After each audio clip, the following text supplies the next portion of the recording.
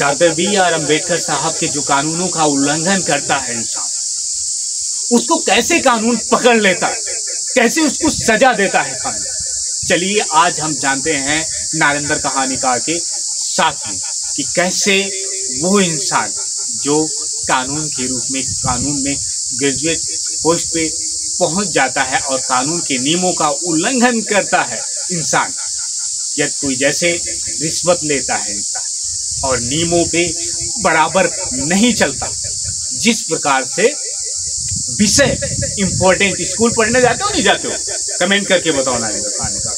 जिस प्रकार से स्कूल में विषय चलता है, हिंदी में हिंदी रहता है, हिंदी में कभी भी गणित नहीं जा सकता है नहीं जा सकता, इंग्लिश जा सकता है नहीं जा सकता, विज्ञान जा सकता है नहीं जा सकता, भूगोल जा सकता है नहीं जा सकता।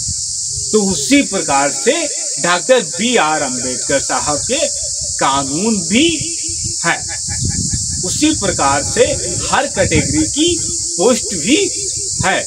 उसी प्रकार से अपनी कैटेगरी को यदि आप स्कूल पढ़ने जाते हो तो आपको समझना चाहिए, और वो इंसान जो नहीं समझता कानून के रूप में अपनी कैटेगरी का नियम और उल्लंघन करता है, नियमों का उल्लंघन करता है और यानी अपनी वो नौकरी का दुरुपयोग करता है। ऐसी ही एक कहानी है और बहुत पुरानी है और एक तहसील की ये कहानी है। ये तहसील नखलऊ में होती है और एक नखलऊ में कर्मचारी हुआ था, छोटा मोटा कर्मचारी हुआ था। वो तहसीलदार को रिश्वत लेने की आदत सी बन गई।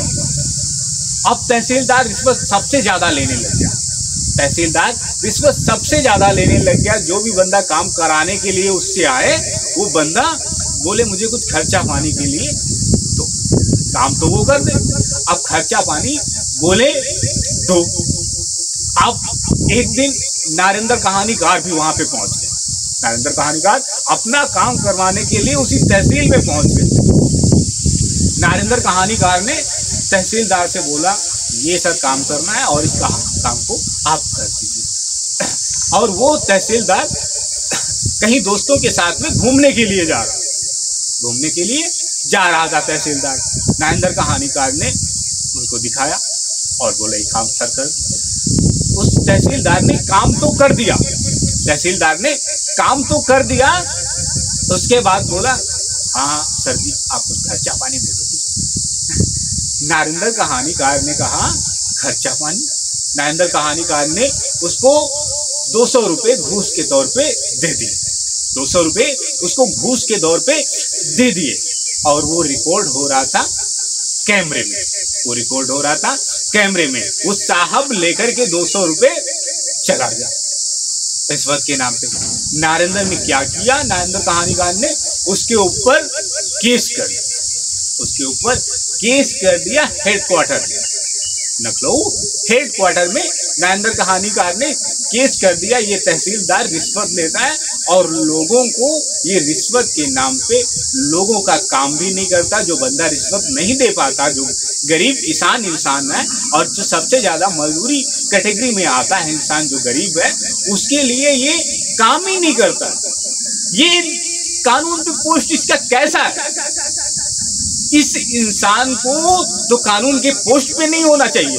जो इंसान एक समान इंसान को अधिकार ना दे सके, डॉक्टर बी आर अम्बेडकर के जैसा अधिकार ना दे सके, वो कानून के पोस्ट पे नहीं होना चाहिए। उसको नीचे होना चाहिए कुर्सी के। यदि कोई भी इंसान यदि ऐसा काम करता है तो उसके लिए आपको क्या करना है? नखलऊ हेडक्वार्टर का नंबर, यानी हर राज्य के पुलिस हेडक्वार्टर का नंबर आप सभी लोग जानते होंगे, जैसा कि 112 या 100 नंबर डायल करना होता है। वो आपके हेडक्वार्टर में जाकर के उसकी रिपोर्ट दर्ज होती है। वहां पे आप कोई भी कानून के हिसाब में उल्लंघन करता है या रिश्वत आपसे लेता है, वो इंसान को ये सजा दिलाना चाहते हो तो सजा दिला सकते हो।